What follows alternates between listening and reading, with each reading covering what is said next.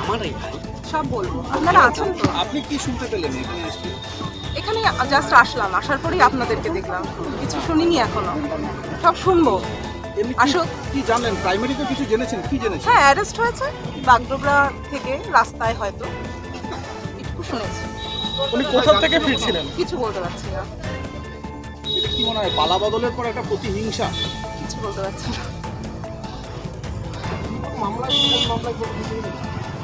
না না, একটা কেস হয়েছিল, কিন্তু সেটা তো নট টু অ্যারেস্ট আছে, ওটাতে তো অ্যারেস্ট করতে পারবে না। বাদ বাকিটা আসার পরে বোঝা যাবে। নট টু অ্যারেস্ট আছে সেটাতে। কোনটাতে নট অ্যারেস্ট আছে? এটা আগের একটা কেস আছে, সেটা পরে ডিটেলসে আপনাদের সব বলবো। ওটাতে অ্যারেস্ট করতে পারবে না, বাদ বাকিটা আসার পরে বোঝা যাবে। না না, এখনো জানা যায়, কিছু জানা যায়, কিছু জানা যায়। জানা যাচ্ছে কি মানে গত বছর মুখ্যমন্ত্রী অর্থাৎ শুভেন্দু অধিকারী যখন এসেছিল তার হামলার একটা অভিযোগ জমা পড়েছিল, সেখানে কি সেটা নট টু অ্যারেস্ট আছে, নট টু অ্যারেস্ট আছে, ওটাতে অ্যারেস্ট হবে না, করা যায় না, এতটুকু জানি।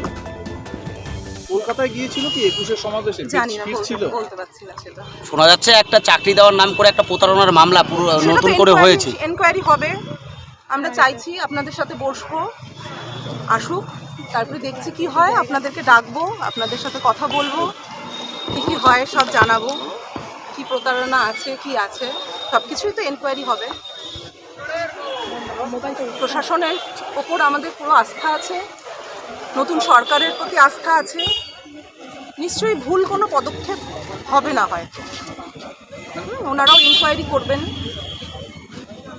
তাহলে যে মামলায় ধরা হয়েছে আপনি বলছেন সেটা কি মিথ্যা মামলা বা না না, চক্রান্ত এখনো করা তো কোনো হচ্ছে? মামলা বুঝতেই পারছি না, জানা নেই এখনো কোনো মামলা, কি করে বলবো মিথ্যে মামলা না কি মামলা, আদেও কোনো মামলাতে ধরেছে কিনা সেটাও তো জানা নেই।